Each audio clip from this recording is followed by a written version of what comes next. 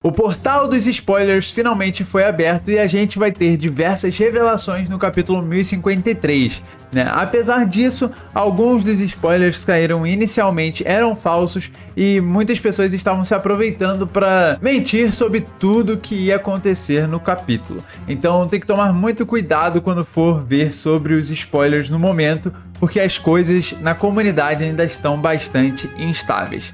Dito isso, vamos falar dos spoilers que foram confirmados até o momento e do maior erro do Oda. Sim, ele cometeu um grande erro, mas que mostra que o capítulo 1053 pode ter algo estranho. Vamos debater tudo isso. Caso você não goste de spoilers, sinta-se livre para sair do vídeo. O capítulo já começa, né, com o seu nome, os novos imperadores. Revelado o nome disso, a gente já tem ideia do que vai acontecer. Os imperadores serão revelados. E para quem acompanha aqui o canal, sabe que eu já cravei quem iam ser os dois, e sim, Luffy e Buggy. Realmente confirmado, são os novos imperadores do mundo de One Piece. A gente vai debater isso um pouco melhor no próximo capítulo, mas ainda nesse vídeo eu vou falar um pouco sobre isso, porque faz muito mais sentido o Buggy do que Kid e Law se tornarem imperadores. Daqui a pouco a gente chega nisso. Vamos falar sobre a capa colorida dedicada ao jogo One Piece Odyssey. Para quem gosta, é um prato cheio,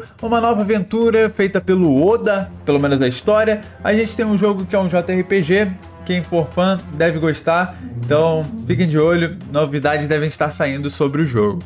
E a gente já chega nas recompensas. E aqui vem o maior erro do Oda. Talvez nem tão grande assim, mas é algo que deixou a comunidade um pouco mais pra lá do que pra cá. Caso realmente seja verdade, o que parece ser que muitas pessoas já confirmaram, a recompensa de Luffy e Kid Law são iguais, né? Cada um possui 3 bilhões de recompensa. E a imagem no cartaz do Luffy especificamente é a quinta marcha. Ou seja, isso é bastante curioso, porque a quinta marcha revela algo muito grande para o mundo de One Piece. O Salvador, o guerreiro da liberdade, Nika. Eu fico pensando, se são eles que realmente fazem esses jornais, ou eles têm capacidade de manipular a imagem que é utilizada, por que eles usariam essa, né? Talvez tenha sido um movimento errado, ou não, às vezes pode só passar despercebido. O nome da pessoa é a mesma, mas a cara diferente pode significar alguma coisa. Dito isto, vamos falar sobre a recompensa dos 3 serem iguais. Isso aqui gerou uma grande confusão na comunidade, né? Ninguém ficou feliz sabendo que o Luffy ia ter a mesma recompensa de Law e Kid, sendo que os dois, né, basicamente fizeram menos do que o Luffy.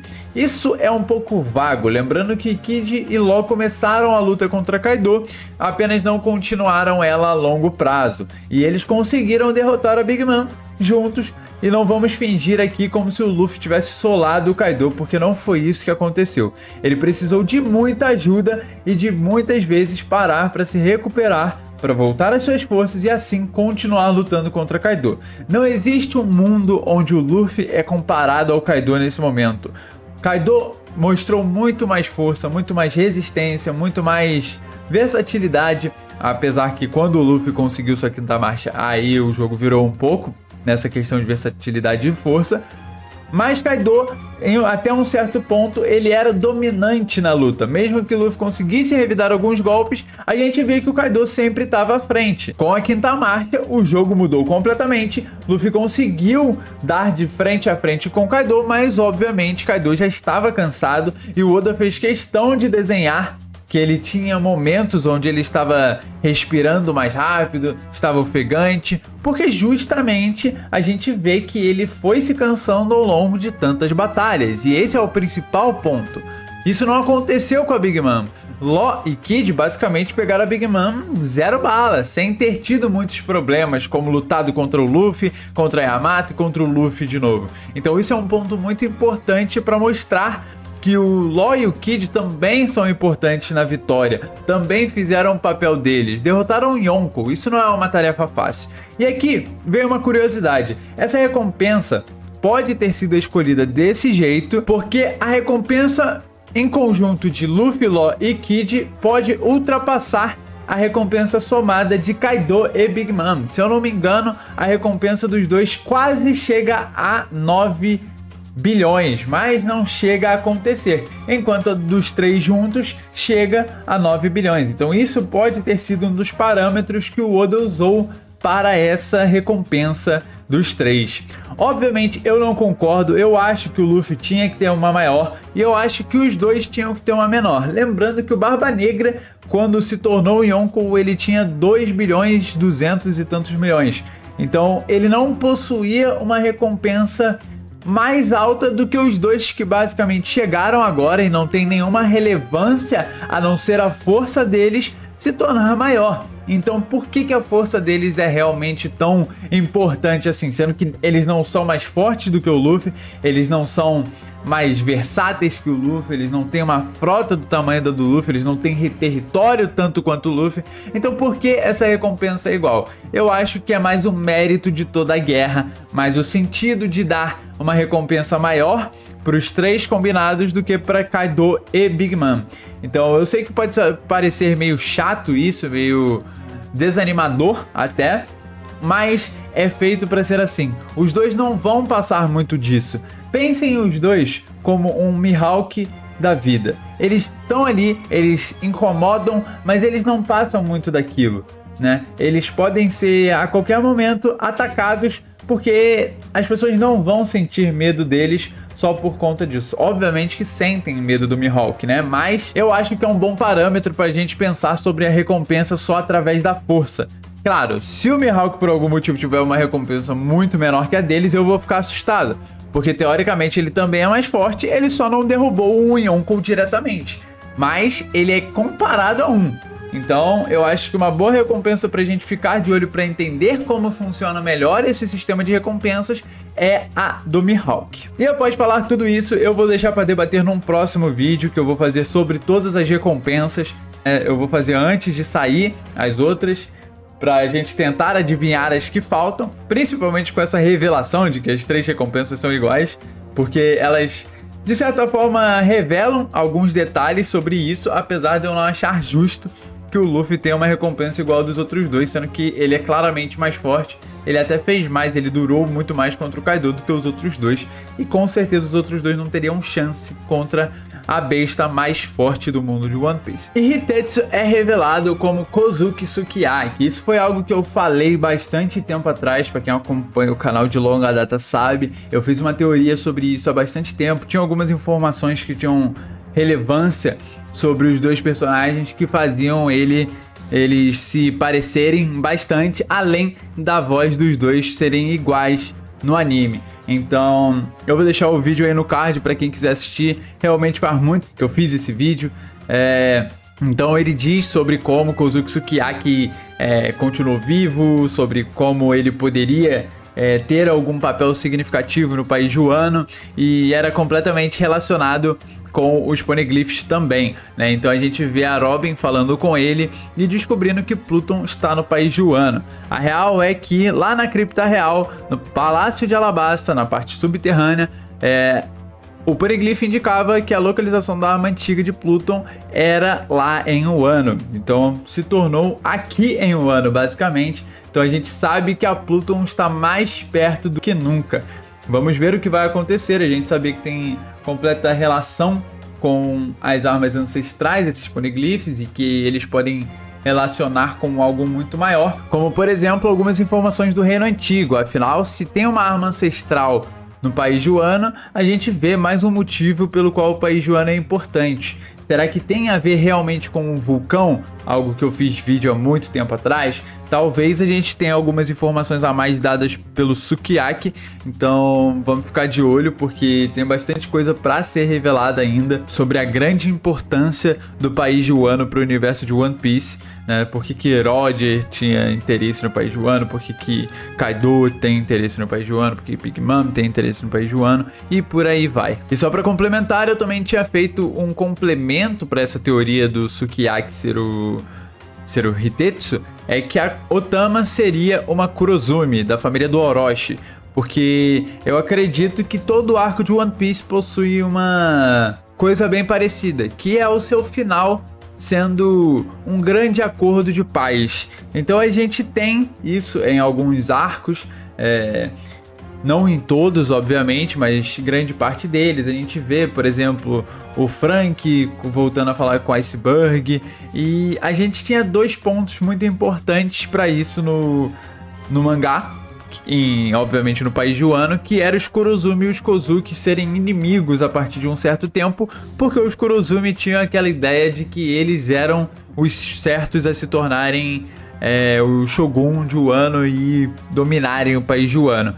A gente vê na grande cagada que deu isso, e eu achava que a Otama poderia ser uma Kurozumi para tentar fazer um sentido para que esses personagens voltassem a ter uma relação sem essa inimizade que foi criada ao longo do tempo, e aí a gente teria os Kozuki e os Kurozumi voltando a ficar num tempo de paz. O verdadeiro nome de Ryokugyu é Aramaki. Eu tenho dificuldade de falar o nome da vaca verde, e mesmo ele sendo homem, eu vou continuar falando vaca verde, porque é o que há. Ele pode criar plantas, absorver nutrientes das pessoas. Nós vemos isso sendo utilizado contra King e Queen. Algo muito importante é, será que ele fica mais forte por conta desses nutrientes? Será que ele aumenta a sua força?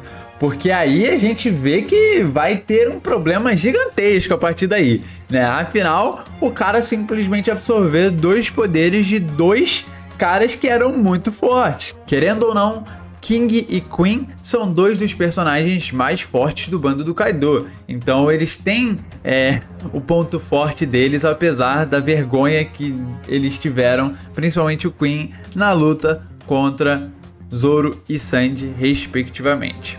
Há uma grande festa na capital das flores, com fogo de artifícios e tudo mais, e a gente vê o Kid se juntando à festa e mostrando o jornal para o Luffy. A gente já vai chegar na parte em que revela o que está no jornal, mas o Vaca Verde, ele tem uma espada, usa óculos e não é parecido com o Zoro. Essa parte não foi mencionada nos spoilers da OPEX, mas tem muita gente falando sobre isso, apesar da grande teoria que já surgiu faz um tempo de um canal gringo falando sobre o Vaca Verde ser o pai do Zoro. Quem quiser, qualquer coisa eu deixo aí nos comentários o vídeo. É uma teoria bastante interessante. E a gente vê que a Vaca Verde, ou Vaca Verde na verdade, ele não acaba com King e o Queen em cena, não tem um painel falando sobre isso ou mostrando as habilidades dele. Um pouco triste, mas faz sentido. O Oda vai querer mostrar isso talvez na frente do Luffy, talvez na festa, né? A gente não vê se o arco de Wano realmente acaba, então alguma coisa ainda pode acontecer. A gente precisa ficar de olho, porque bastante coisa ainda tá para ser revelada. E bom, após Kid chegar à festa, a gente tem a grande revelação: os 4 novos imperadores, Shanks, Stitch, Luffy e Buggy. Que curiosidade, né? Buggy se tornando um Yonkou depois de tanto tempo, depois de tanta luta, depois de muitas coisas acontecendo. Muita gente ficou chateada, eu falei isso nos meus últimos 2 vídeos, né, sobre o capítulo e sobre o próprio Buggy se tornar um Yonkou. E eu vi bastante gente incomodada com isso, achando que não faz tanto sentido. E eu tô aqui, obviamente, para provar para vocês que faz sentido. Buggy se tornar o Yonkou mostra que o One Piece está totalmente sério nas palavras. Não é necessário uma força muito grande. Força Kid e Law têm de sobra, mas eles não têm, obviamente, o mais necessário: influência. Já dizia Mihawk, aqueles que são capazes de fazer uma multidão escutar a sua palavra e acompanhar eles na sua jornada é um dos poderes mais fortes do mundo. Tá, talvez não tenha sido exatamente isso. A verdade é que Mihawk dizia que a simples habilidade de fazer todos em volta como companheiros, eu diria que é a habilidade mais perigosa de todos os oceanos.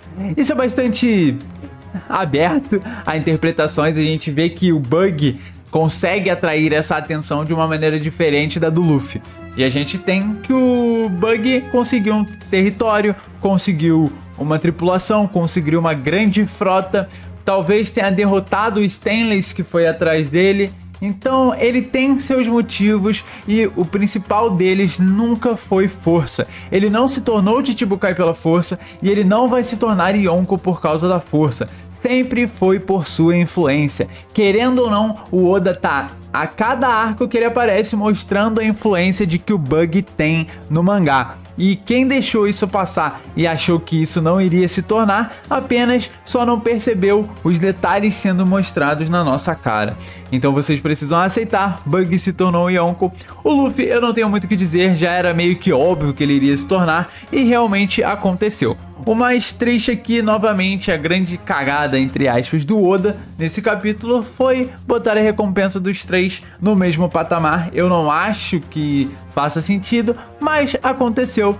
E depois, quando sair o capítulo, a gente discute melhor, porque ainda tem muita coisa a ser revelada sobre ele, ainda tem novidades. O Kid mostrando o jornal para o Luffy pode ter alguma coisa interessante nisso que passou despercebida nos spoilers iniciais. Então vamos ficar de olho.